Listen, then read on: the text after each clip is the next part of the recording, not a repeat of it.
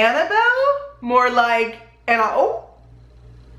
Okay, y'all, so I just saw Annabelle. Annabelle 3, Annabelle Comes Home. Well, Annabelle needs to go away again. She needs to go reevaluate her franchise and then come back. Because this movie, it was not great. It wasn't bad, but it wasn't great. Welcome to I'm Not a Movie Critic with me, Timmy Tomato. This is a non-spoiler and spoiler review.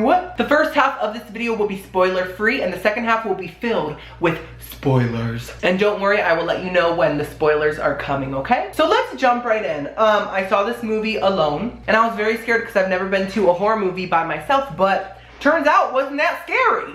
Well, okay, there were parts that horrified me, but most of it was a bit lackluster, to be honest. So Annabelle 1 and 2, I didn't love them. I'm a huge Conjuring fan. I love 1 and 2. I love Insidious, 1, 2, and 3. Not 4. 4's trash. But I never really liked the Annabelle movies. I never thought they were that scary. But I had faith in this one because I saw that my king and queen, Ed and Lorraine Warren, were gonna be in it. There's something about those characters and the actors that I love so much. Vera Farmiga is the warmest queen of all time. So I thought because they're in this movie, it's gonna be great. It's gonna be like another Conjuring, right? Well, it turns out they're in this movie for about 20 to 30 minutes. The rest, they're not in it at all. No spoilers, but they're not in it. And that was upsetting because the trailers made it seem like they were kind of like the focus of it, kind of. So I was expecting that, but I didn't get what I wanted, and it felt like any other Annabelle movie. Not that scary, not that interesting. But in the past 2 Annabelle movies, there is one character that has always scared the turds out of me, and that is that black demon thing. I'm not even gonna put a picture of him in this video because we don't know her. She's too scary to know, okay? First of all, he reminds me of the red demon from Insidious, who horrifies me. Second of all, I bind him back in the name of Jesus. Third of all, he looks like Satan, and I grew up as a Christian, so Satan was like the thing to be scared of, okay? He was like that bitch. He's scary, and he just reminds me too much of Satan. I can't handle it. So anyways, quick plot synopsis. Basically, Ed and Lorraine Warren just got Annabelle from someone else, and they have trapped her in a little glass box to keep her safe from the world because she's evil and crazy, right? Well, basically, the daughter and the babysitter are alone in the house with another friend, and things go down. I can't say spoilers now. I'll tell y'all all about it in the second half of the video, but things happen. Crazy things, stupid things, a lot of stupid things. Very unrealistic in the sense of characters and the choices they make. It's just, but we'll talk more about that in the second half of this video. So let's go through the cast real quick. Let's drag these people. No, I'm just kidding. Most of them were good actors. Okay, so Vera Farmiga, aka Lorraine Warren, like I said before, she's the warmest actress ever. She's so underrated. She's so talented. When she cries or has emotion or screams even, it feels real. She's an incredible actress. I could go on and on about her. Zadie Patrick Wilson, who played Ed Warren, always does a great job too. Now, McKenna Grace, who played Judy Warren, their daughter. She's a great little actress. First of all, she played young Carol Danvers in Captain Marvel, and y'all know I'm a Captain Marvel stan, so she's already a queen in my book. She was very good in this movie. She did not overact. A lot of like young actors tend to overact because they're trying to act. She acts all casual like it's real life, and I love that about her. She didn't act overly scared or, you know, overly dramatic. It was just, she was realistic. We stand. Now, Madison Iseman played Mary Ellen.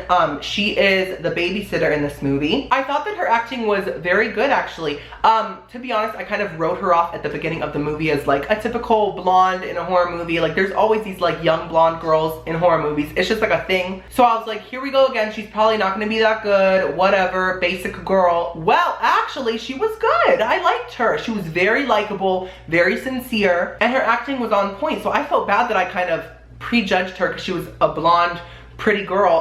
It's 2019, Timmy, what's wrong with you? So she was great. Now, Katie Sarif played Daniela Rios, who was Mary Ellen, the babysitter's best friend.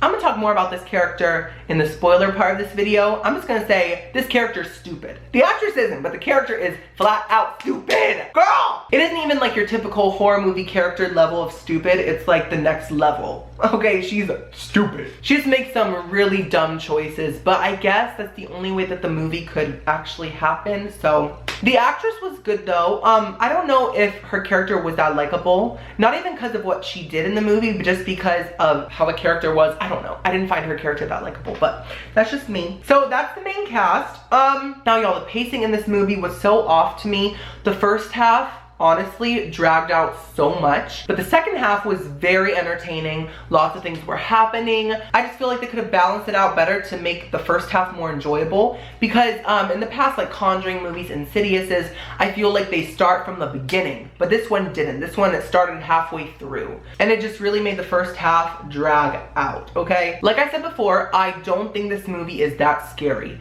Yes, there are certain scary parts, but they're kind of ruined because they used this fast motion effect a lot in the scary parts of this movie. Like the demons and creatures just started like moving fast and like spazzing out, and it was just like, it felt very cheap. It felt very budget horror movie. But there were 1 or 2 scenes that genuinely terrified me and really like got me good, and I will talk about them very soon in the spoiler part of this video, okay? So let's rate this movie so that we can move on to spoilers. I think that I would give it, I think 6.5 out of 10. If it was a little scarier, maybe a 7 something, but it lacked some actually scary parts. I felt like with The Conjuring, The Nun, things like that, I feel like there's this like scary visual that sticks with you, right? This movie lacked a scary visual. Maybe it's because we've seen all these scary like characters in the past movies, and that's why they don't feel that fresh in our minds. I don't know, but nothing really stuck with me, thank God, okay? I'm protected by the Lord Jesus. Okay guys, it is time for spoilers. So I'm saying it now, if you don't want to know spoilers, don't watch, okay? But you should watch because I need that watch time, girl, okay? Okay, so let's just go through this whole damn movie. So it starts out where The Conjuring 1 starts as well. It's the same shot of Annabelle's eye, like the exact same thing, which is kind of iconic, right? And Ed and Lorraine are talking to those girls that had Annabelle in their possession. Anyways, they take Annabelle to their house, and on the way there, Annabelle's in the backseat sitting like a damn person. She's like, they get stopped by a cop because there's a crash happening, all this stuff.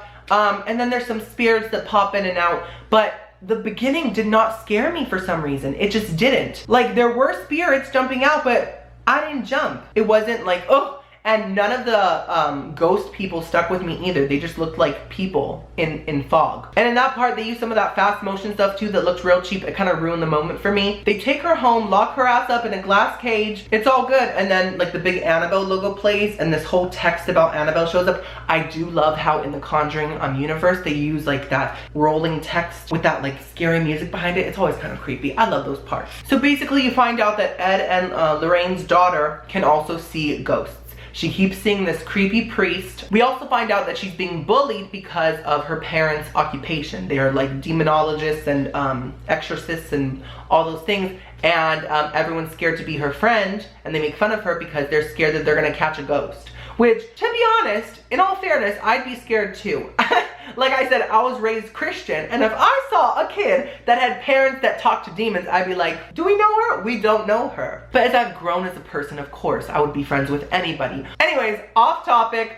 So she's being bullied, but her babysitter's super nice to her. We stan the blonde babysitter. Anyways, Ed and Lorraine are leaving somewhere for the night, and the babysitter's gonna take care of their daughter, right? The babysitter's friend shows up and she's like, oh my gosh, they're demonologists. Can I see? Like, can I talk to ghosts? And it's like, girl, calm down. Do you not know the dangers you're dealing with? So the friend sneaks into their museum of like evil artifacts, and she basically touches everything. Everything. This is the stupid character I'm talking about. She touches everything. But then we do find out that she's in there to try to contact her father, who died a year before because she crashed their car and he was in it and he died. Anyways, she's trying to contact him. I get that. That's great. But why would you go to a room filled with evil artifacts? Why not go to like his grave or something? It just makes way more sense, and it's way less evil and scary. But anyways, she gets sidetracked and she opens up Annabelle's glass case,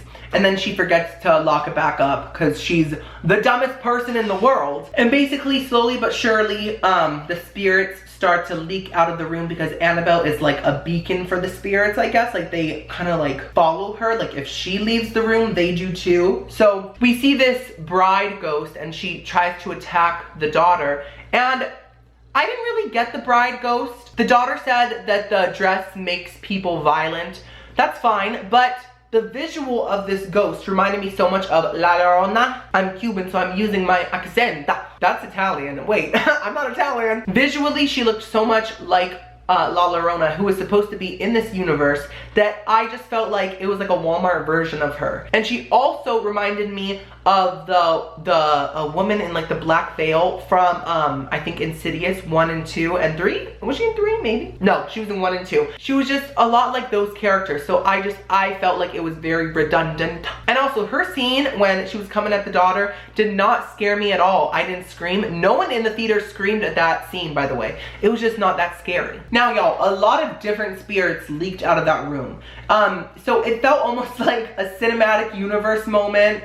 Well, okay, there wasn't any like well-known ones, but it was just like a lot of different demon characters all at once. Almost like a Goosebumps type of thing. Let's just go through the spirits quickly. There was the bride. There was a ghost called Ferryman who I think took people's souls and then put coins on their eyes or something like that. It showed him briefly with his victims. He wasn't that scary in my opinion. The people in the theater did scream and that scared me more than what was on the screen.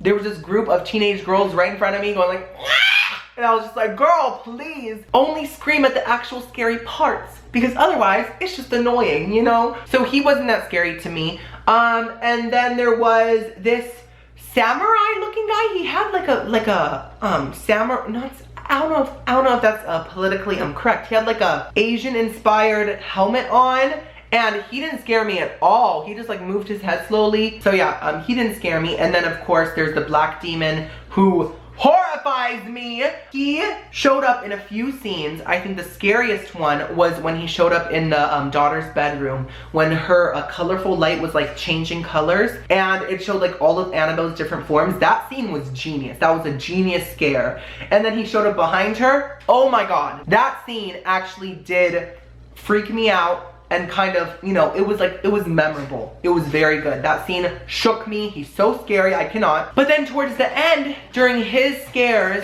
they started making him go in fast motion. And that's when I was like, okay, he's not that scary anymore because now he looks cheap. Now the last spirit I want to talk about is the werewolf. So yes, there's a werewolf in this movie. I don't know if y'all know this, but The Conjuring 3 is filming.